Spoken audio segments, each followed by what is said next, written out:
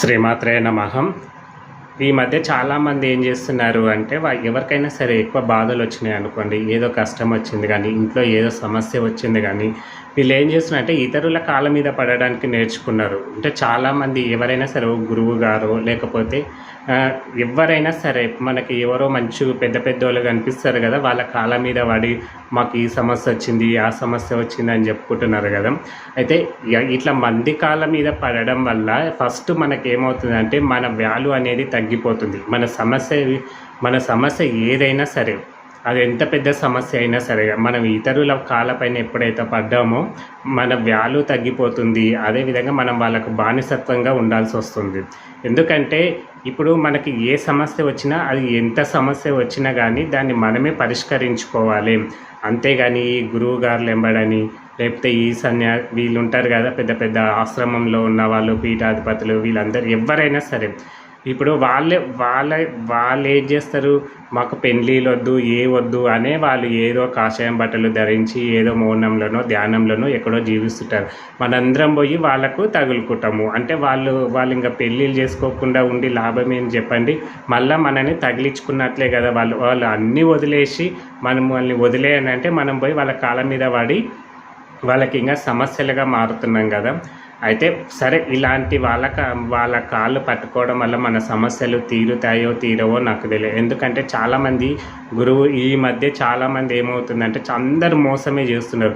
వాళ్ళు ఏదో కొన్ని విద్యలు నేర్చుకుంటారు. ఇప్పుడు చిన్న ఎగ్జాంపుల్ చెప్తే చూడండి, ఇప్పుడు సర్కస్ ఉంటుంది కదా, సర్కస్లో ఎంతోమంది ఎన్నో ప్రయోగాలు చేస్తుంటారు. వాళ్ళు ఎట్లా చేస్తుంటారు అంటే వాళ్ళు ప్రాక్టీస్ చేయంగా వాళ్ళకి ఏదో ఒక రోజు అది కరెక్ట్ వస్తుంది అనమాట. వీళ్ళు కూడా అంతే, ఈ మోసం చేసే వాళ్ళు కూడా అంతే.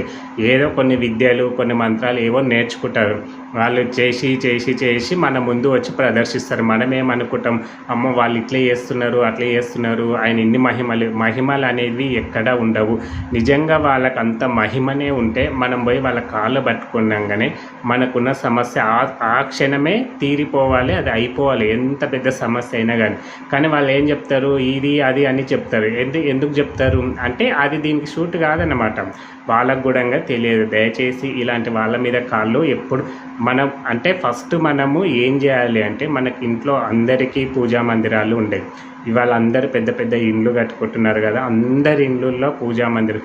మన హిందూ సంప్రదాయంలో ఏది అంటే ఇంట్లోకి పోయినా, సొంత ఇల్లు కట్టుకున్నా ఫస్ట్ దేవుడి ఫోటోలే పెట్టుకుంటాం. మన ఇంట్లో దేవుని ఫోటోలు ఏం పని చేస్తున్నట్లు ఎవరైనా సరే ఆలోచించుకున్నారా?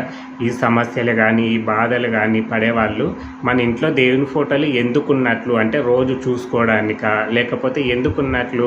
ఇప్పుడు ఇంట్లో ఒక మనిషి ఉన్నాడంటే ఆ మనిషి వల్ల ఒక లాభం ఉంటుంది కదా. ఇప్పుడు ఇంట్లో నలుగురు ఉన్నారంటే నలుగురు ఒక పని చేస్తేనే కదా.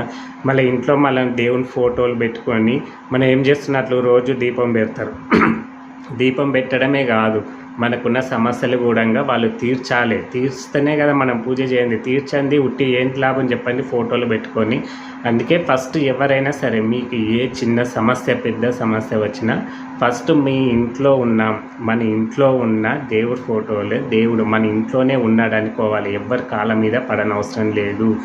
ఎంత పెద్ద గురువు అయినా సరే ఎవరి కాళ్ళ మీద పడద్దు. ఎందుకంటే వాళ్ళకి బానిసత్వంగా దేవుడు అందరికీ ఒకే తెలివి ఇస్తాడు.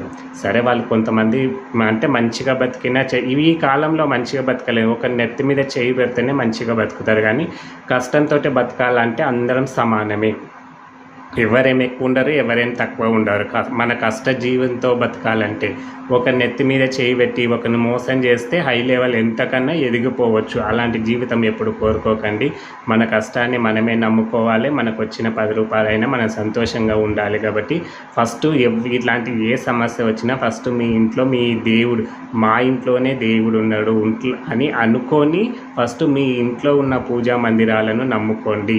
నమ్ముకొని తర్వాతనే మీకు అక్కడ కూడా తీరకపోతే దేవాలయాలకు వెళ్ళండి. అంతేగాని అనవసరమైన అందరి కాళ్ళ మీద పడి మీ విలువ ఓడగొట్టుకొని అంత చీఫ్ అంటే మిమ్మల్ని వాళ్ళు ఏం చేస్తారంటే క్యాచ్ చేస్తారు. వీళ్ళకి సమస్య ఉంది, వీళ్ళని ఇట్లా బెదిరించి అట్లా బెదిరించి ఉన్నాయి మొత్తం అమ్ముకొని ఇస్తారు.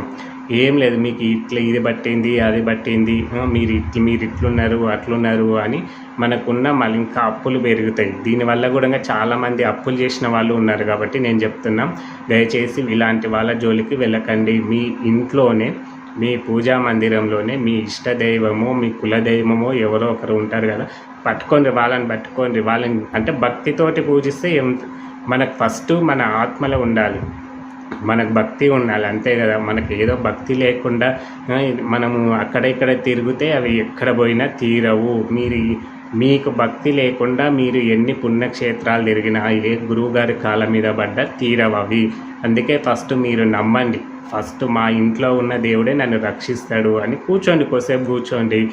అమ్మవారికో లేకపోతే మీ ఇష్టదైవం ఎవరో ఫోటోకు చూడండి, చూసి మీ సంకల్పం మీద చెప్పుకోండి. నాకు ఈ బాధ ఉంది, నేను ఇంట్లో ఇది అనుభవిస్తున్నాను, నువ్వేం చేస్తున్నావు, రోజు నీ ముందు దీపం పెడుతున్నా కదా, నాకు ఎంత పని ఉన్నా వదులుకొని, ఎన్ని సమస్యలున్నా వదులుకొని నీ ముందు ఏదో 10 నిమిషాలన్నా కూర్చొని నీకు దీపం పెడుతున్నా కదా, నువ్వేం చేస్తున్నావని అడిగే స్టేజ్కి మనం రావాలి. అప్పుడు మీ ఇంట్లో ఉన్న ఆ సమస్యలన్నీ మీ భగవంతుడు తీసుకుంటాడు. మీ దేవుడు ఎవరో ఆ దేవుడు తీసుకొని మీ కష్టాలను నెమ్మదిగా తీరుస్తూ ఉంటాడు. అంతేగాని ఇలాంటి ఎక్కడో పోయి ఎవరి కాళ్ళ మీదనో పడితే ఏదో జరుగుతుంది అనుకోవడం భ్రమలో పడకండి.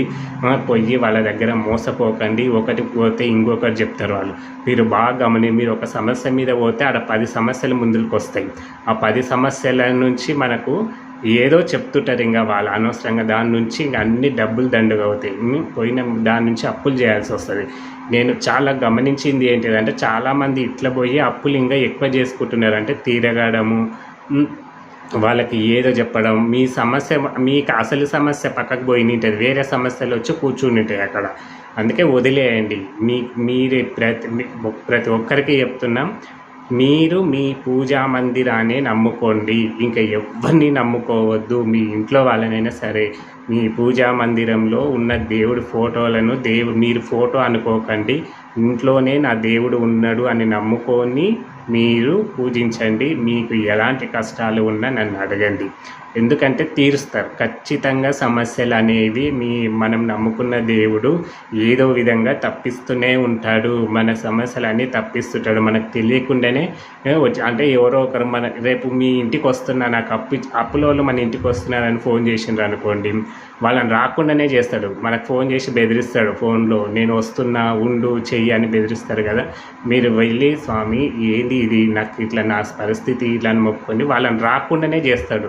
ఆ వారం రోజులు మనకు టైం వస్తుంది. ఆ టైంలో ఏదన్నా ఒకటి మనము వాళ్ళ అప్పులు తీర్చడానికో లేకపోతే ఏదో ఒక పరిష్కారం అనేది కూడా ఆయనే చూపిస్తాడు. మనం ఫస్ట్ నమ్ముకోవాలి.